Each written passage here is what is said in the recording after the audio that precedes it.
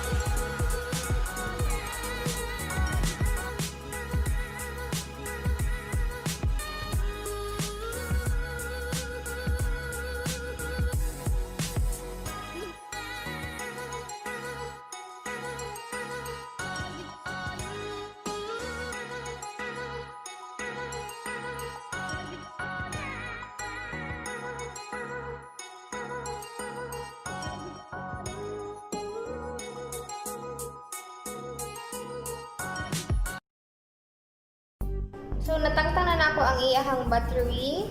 Mano siya ang nang sa to ang iPhone nga walay battery. So atong i-attach ang ato ang iPhone 6s battery. I-try sa nato siya og attach. Ang kani siyang cable, i-attach na nato siya diri sa may kani diri nga space. I-connect na nato siya.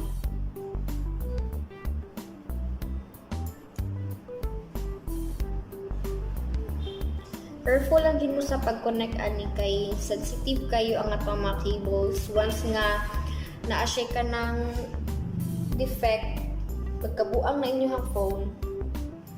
So, ato lang siyang i-try o on. Ato i-connect ato ang LCD. So, ato i-connect ha. Kani siya. Kung giunsa ninyo siya pagtangtang, ingatoon po ninyo siya pagbalik. Balik kung giunsa po nimo siya paghubo, imo pa siya iisan og balik. Tayo na lang dalawa, tayo na lang magsama, tayo na lang dalawa. Okay, so na-attach na nako ani hang LCD. Wala pa na ako gi-close, so kapag na ako gibutngan og adhesive kay basta na ato pa siya so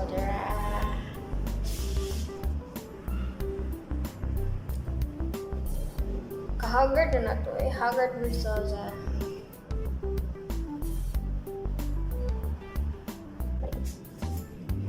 So wala lang mo siya nga mag-on. Ara. Okay. So ato ta sa settings. Ato ta na unang iyang battery health if 100% na ba. Tada! 100% ng iyang battery health. So ato nang ibalik ang ato ang LCD o tangtang. Kaya atong itarong ang ato ang battery o attach.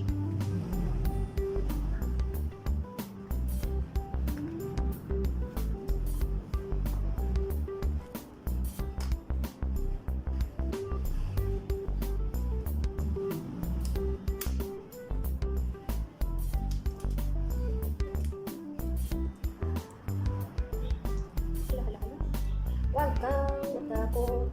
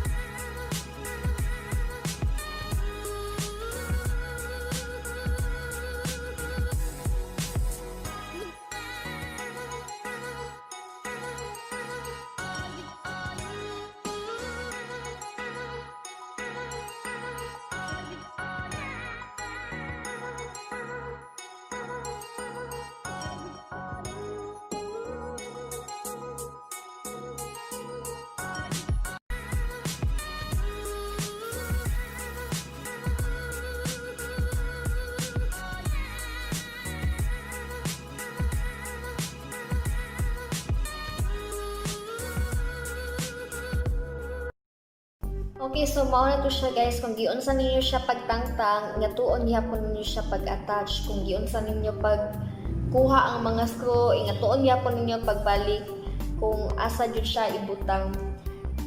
Then tan-awo na to ang iyahang battery health kung mao ba gyud to ganiha nga to ang natutay nga 100%. From 70%, 100% na siya. Then, tips po na ako para sa mga not charging, kung unsaon pag-charging. Bisan pag mustak sa katuganing, bisan drain na ka inyohang phone, inyo siyang i-charge. Katulad siyang red stock nga logo, nga battery. Then ay naka butang nga kuan katong dapat siya i-charge katong mura siya cable side. Ini plug ninyo sa katong cable ninyo sa inyong charger. Bisag unsaon digid siya mo indicate nga nag-charging siya. Magsigig gihapon og pakita ang katong cable niya katong iyang cord. Ang inyong buhaton wala siya ang option 1. Inyong ipiyuhan kaninyong charging port. Gamiti og cotton o limpyuhi po ni inyong cable cord bisa nagbag-o ni. Second option, inyo ning bloweran diri ang luyo. Tagtangan ni ang crankcase. Inyong bloweran bisag 5 minutes. Dili kayo siya tangtong nga init, dili po siya tangtong nga katong hinay. Basta kung ano siya, neutral lang.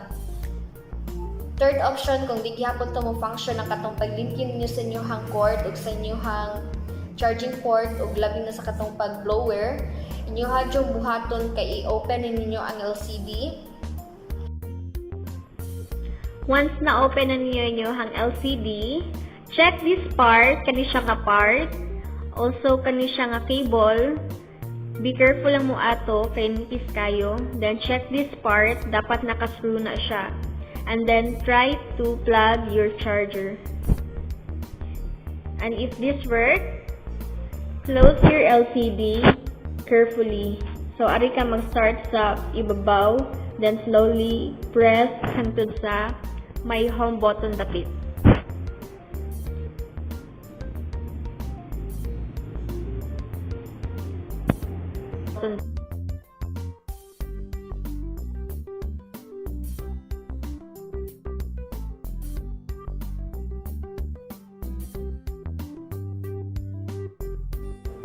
So that's all for today. If you like this video, please subscribe me and don't forget to click the notification bell para ma-notify mo sa mga videos nga akong i-upload.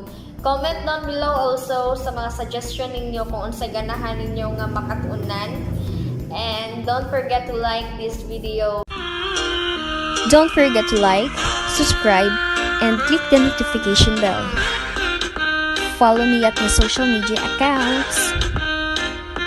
Thank you for watching!